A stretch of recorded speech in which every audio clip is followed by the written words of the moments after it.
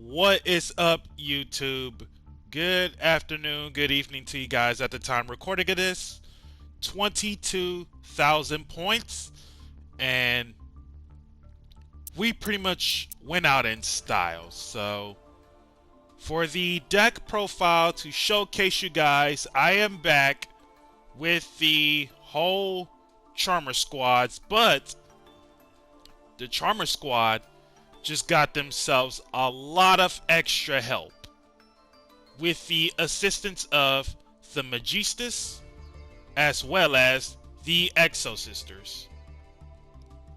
Now, the way how this deck works in the limited of jank history is that you basically have to confuse your opponent about which route that you really want to go.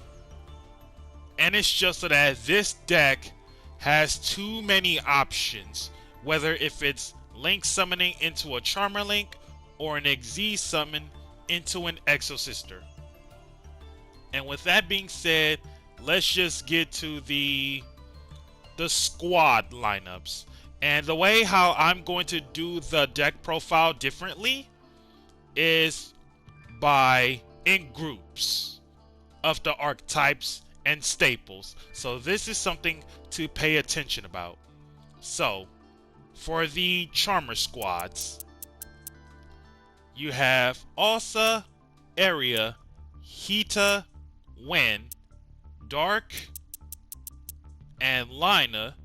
Shouldn't need to say anything straightforward about the FP monsters. And then your animals, Nefarious, Gigabyte, Ranryu, and an Fire, one each. Shouldn't need to say anything about it. Now, as for the Magistus squad, Zoroa, Crowley, and Rilliona. Rilliona has definitely came up once in terms of heavy defending. But what she does is, you can or if this card is normal or special, you can activate one of those effects. Stratos of Magistus spell traps, which we hardly don't ever do that effect. Or if for some reason we have a banished spellcaster throughout the whole entire game, she lets us return one of your banished level 4 lower spellcaster monsters back to the graveyard. So this, along with this, in terms of synergy strats, these are meant to get the Magistus plays off like no tomorrow. Crowley, this is your attribute changer, and he's an extender by sending a spellcaster from hand or face up field to the graveyard to special him out. And this was used way too many times, better than Zoroa, truth be told.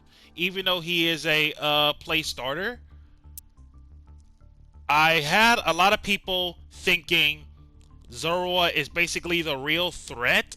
So the only way to catch my opponents off guard thinking they were going to flip up the impermanence one times too many during that event is to summon out either any of the FP monsters or the Exosisters monsters, just so that on the follow-up, I should be able to summon out the Zoroa and just keep the combo plays going.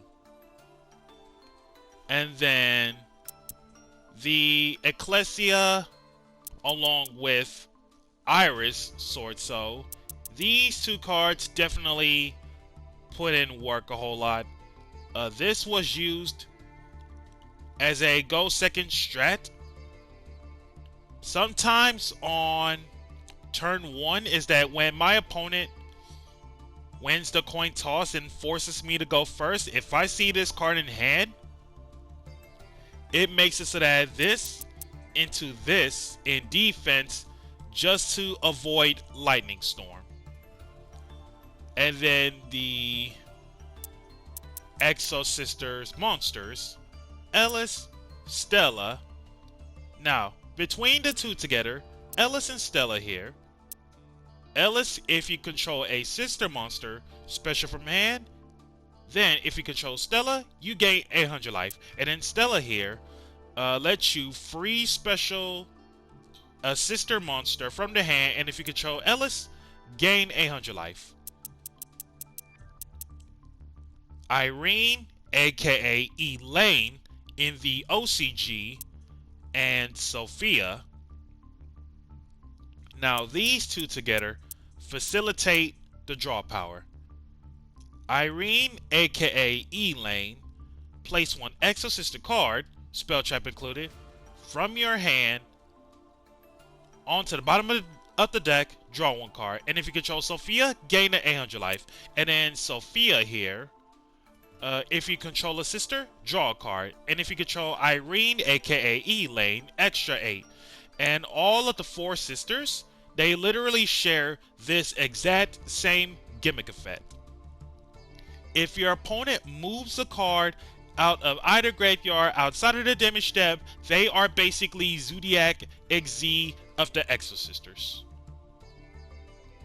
And then the high level monsters, we already mentioned Iris, Awakening Reaper, and Pankratops. Reaper is by far the best Awakening, no questions asked, because there was a game where I had at least 1 to 2 targets in my grave, and opponent uses Call by the Grave in response to the Reaper.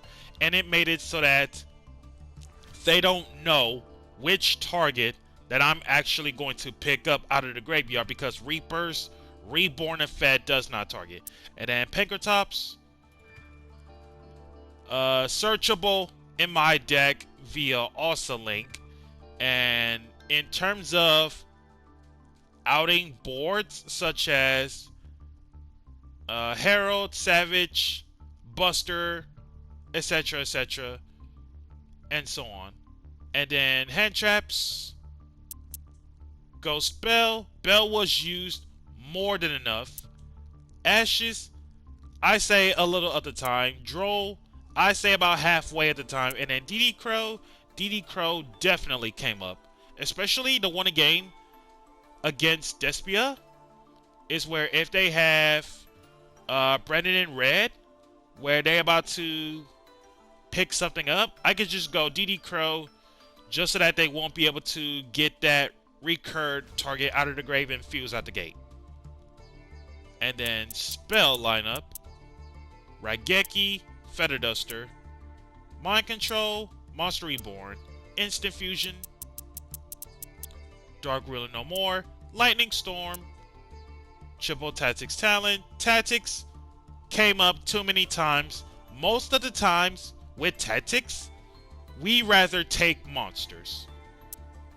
Awakening Spell, this card came up a lot. And then Carpe Diem card is ridiculous. No one targets Exosisters. You control within card effects that were special summoned from the graveyard in terms of monsters. So basically, any monster that got reborn from the graveyard, that monster cannot target the sisters within effects. And then when it comes to XZ summoning an Exosister, you get to declare one card name, and whatever happens, it cannot be activated and negate the activated effects. And on top of that, whenever an attack is declaring involving the Exosister, target one spell trap card your opponent controls, destroy it. And that spot removal is not once. When it comes to declaring names, such cards as Nibiru, Evenly Match, the Solemns, most of the times you rather call on those names just to have your effects go completely off in this control style / combo based. Spirit Charmers. Throughout this whole entire event, from start till finish, not one time, and I repeat, not one single time, this card was ashed. But in fairness though, this is limited to one, so odds are it's way too high to see like the Saki 1-ups. And then Exosister Packs, one of the new cards on Master Duel. When it comes to Exosister Packs, During the main phase, no matter whose main phase it is, pay 100, add 1 Exosistor card, spell trap included, from deck to hand. And then, if you added the monster by this effect, if you happen to have the monster whose name matches the text off from either your field or graveyard, you get to end up specialing it. And then Armament here. The only time you can use Armament is either during your opponent's turn, unless they somehow control a monster that was reborn. The case is, pay 100 life, target 1 Exosister you control, they become Zodiac XZ of Exosisters. And then 4 traps, evenly matched. This card came up too many times. Partnerships, this card came up half the time. Unpossessed, this card came up half the time. And then Rare Reboot, this card overperformed too many times. And then Extra Deck is basically extremely tight due to instant fusion. Thousand Eyes Restrict, this card came up a lot. Mud Dragon, this card definitely put in a lot of work. And if I were to somehow play something else that isn't instant fuse related, these 2 fusions, Thousand Eyes Restrict would have been Lightning Chidori, and then Mud Dragon of the Swamp would have been Downer Magician. But either way, consider that if I'm not playing instant fusion, these 2 can be Lightning Chidori and Downer Magician. The 4 Exosister XZs, Michaelis, Caspatel, Jabrine, and Asophil. Michaelis, this was actually my second best sister from the extra deck, aside from the Stratos of Spell Traps, but banishing the big threats in terms of spot removal cards is insanely good. And in Caspatel, this wasn't seen once until 1 or 2 times throughout the total of the event.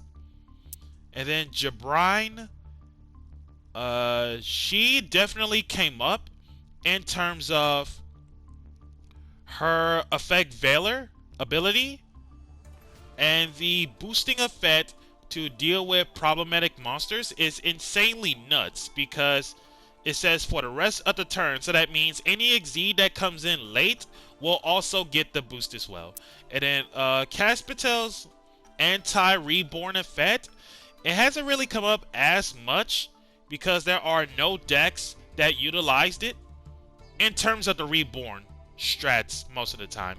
And then Asophil, this is the best sister in the extra deck, no questions asked, because her turning into literally Abyss Dweller off from the Armament on opponent's turn, Abyss Dweller on your opponent's turn, just so that no cards from the graveyard are active. And then the detach effect off from Asophil is literally compulsive monsters, which is extremely crazy. And then Drill Driver, this card is insane, especially in that one match where whenever they have Crooked Cook with the right hand shark as material, we basically do not have to worry about Crooked Cook with that battle immunity, just so that Mechanical B is going to straight up pierce the Cook, resulting them losing the game in this situation. And then the links, Artemis, Heta Link, Wind Link, Asa Link, Area Link, and Lina Link. Welcome to the club, both Lina and Artemis for the shine. Celine and Access Code Talker. And with that being said, this is James Polk on this flashiest, glossiest deck profile of Charmer, Exosister, Magistus. Be sure to like, comment, subscribe, and share, and hit that notification bell to keep yourself constantly updated. And I'll catch you guys next time in the next event in the near future. Later.